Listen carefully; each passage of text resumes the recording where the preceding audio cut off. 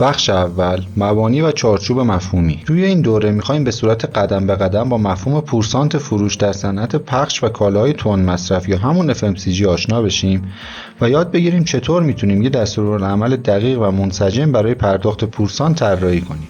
این دستورالعمل یکی از ابزارهای خیلی مهم مدیریت فروشه و تأثیر مستقیم داره روی عملکرد تیم فروش، انگیزه نیروها و در نهایت سودآوری شرکت. اول از همه باید بدونیم سیستم جبران خدمات توی شرکت‌های پخش معمولاً از دو بخش تشکیل میشه: حقوق ثابت و پورسانت. پورسانت مبلغیه که فرد یا تیم فروش بر اساس عملکردشون توی فروش محصولات دریافت میکنن. این مبلغ میتونه درصدی از فروش ریالی باشه یا بر اساس تعداد محصول یا شاخصهای عملکردی دیگه محاسبه بشه.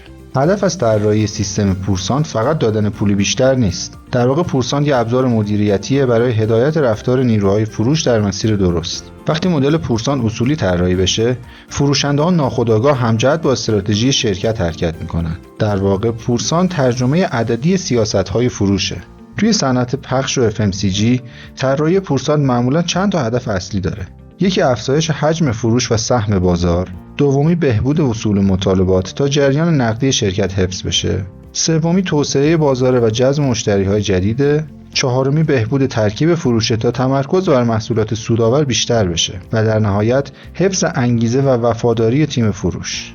وقتی این اهداف به درستی توی مدل در نظر گرفته بشن، پورسانت عملاً به یه ابزار قدرتمند انگیزشی تبدیل میشه. قبل از اینکه وارد طراحی مدل بشیم، لازمه یه سری مفاهیم پایه رو مرور کنیم. نیروی فروش معمولاً شامل مدیر فروش، مدیر منطقه، سرپرست فروش و ویزیتورهاست. هر کدوم از این نقشا ممکنه پورسانت مخصوص خودشون رو داشته باشن. تارگت فروش یعنی همون هدف کمی یا کیفی که برای هر نفر یا تیم تعیین میشه. گروه کالا هم میتونه بر اساس برند، سودآوری یا نوع کانال فروش تفکیک بشه و شاخصهای کلیدی عملکرد یا همون KPI ها معیارهای اصلی سنجش عملکرد هستن. توی شرکت‌های پخش، شاخصهای کلیدی عملکرد معمولاً شامل فروش ریالی، فروش تعدادی، تعداد ویزیت موفق، سطح پوشش مشتری، مشتری جدید و درصد وصول مطالباته. بدون KPI هیچ مدل پورسانتی قابل اجرا نیست، چون باید یه معیار عینی برای سنجش عملکرد وجود داشته باشه. در هر شرکتی هم کالاها معمولاً بر اساس ویژگی‌هایی مثل برند، نوع محصول، قیمت، سودآوری و کانال فروش دسته‌بندی میشن. مثلا ممکنه برای محصولات جدید یا برندهای خاص پورسانت بیشتری در نظر گرفته بشه تا فروشنده‌ها برای معرفی اونها انگیزه بالاتری داشته باشن. بخش دوم، مراحل اصلی تدوین دستورالعمل پورسانت. حالا بریم سراغ مراحل اصلی تدوین دستورالعمل پورسانت. این فرایند معمولاً از 8 مرحله تشکیل میشه که در زیر میتونین اونها رو به صورت خلاصه ببینید. در ادامه در خصوص هر کدوم از این مراحل توضیحاتی میدیم. مرحله اول، درک اهداف سازمان و مشخص کردن شاخصهای کلیدی عملکرد واحد فروشه. هر مدل پورسانت باید از دل اهداف کلان شرکت بیرون بیاد. مثلا اگه هدف شرکت رشد سهم بازاره، مدل پورسانت باید حجم محور طراحی بشه. اما اگه تمرکز روی افزایش سودآوری باشه، باید سود ناخالص یا ترکیب فروش وزن بیشتری داشته باشه. توی این جدول نمونه از اهداف کمی، کیفی، استراتژیک و اهداف تیمی و عملیاتی آورده شده. به این اهداف عملیاتی در فصل‌های بعد در قالب مثال‌های عملی برمیگردیم. مرحله دوم، جمع‌آوری داده‌های مورد نیازه. بدون داده درست هیچ مدل دقیقی ساخته نمیشه. داده‌ها معمولاً از نرم افزار فروش شرکت مثل راهکاران یا ویژن گرفته میشن یا از فایل‌های اکسل نماینده‌ها دریافت میشن. این داده‌ها شامل اطلاعات فروش، تارگت‌ها، درصد تحقق و وضعیت وصول مطالباته. خیلی از اوقات هم لازمه که این داده‌ها قبل از استفاده تمیز و استاندارد بشن تا قابل تحلیل باشن. مرحله سوم، طراحی مدل پورسانت و نوشتن فرمول مربوط است. اینجا باید مشخص کنیم مبنای پورسانت چیه. مثلا فقط فروش ریالیه یا ترکیبی از فروش، سود و درصد تحقق تارگته. فرمول مربوطه میتونه خطی، پلکانی یا درصدی باشه. مثلا تا 90% تارگت یه نرخ مشخصی داشته باشیم و بالاتر از اون نرخ افزایش پیدا کنه. توی این جدول ما انواع مختلف مدل‌های پورسانت و موارد استفاده به همراه مزایا و معایبشون رو می‌بینیم.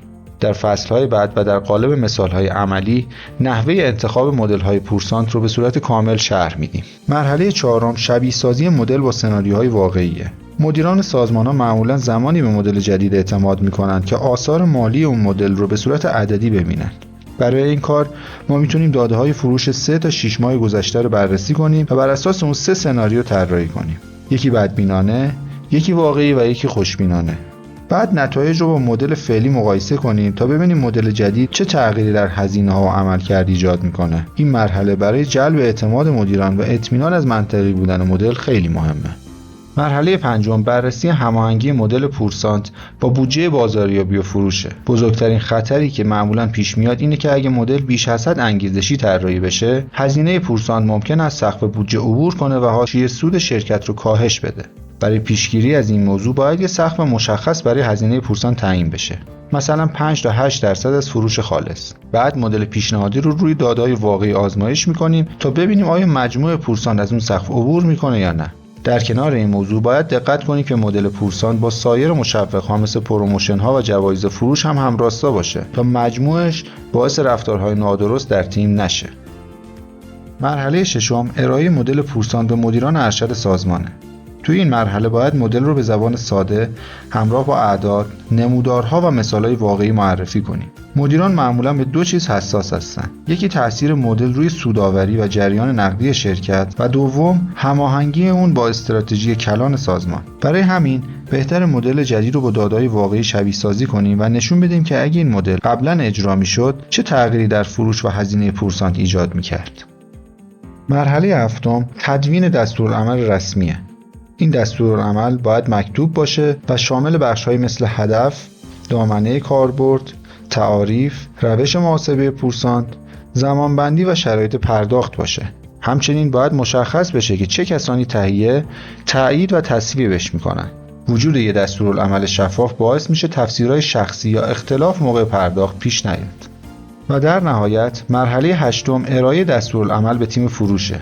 این مرحله از نظر اجرایی خیلی مهمه، چون اگه فروشنده‌ها فرمول و منطق پشت پورسانت رو درست درک نکنن، انگیزه کافی برای اجرا ندارن.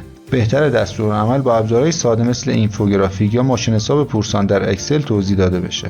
حتی میتونیم یه جلسه آموزشی کوتاه برگزار کنیم تا نیروها با مدل جدید آشنا بشن و سوالاتشون رو بپرسن. در پایان این دوره هدف اینه که بتونیم مدلی طراحی کنیم که هم برای نیروهای فروش منصفانه و انگیزشی باشه و هم با اهداف مالی و استراتژیک شرکت هماهنگ باشه.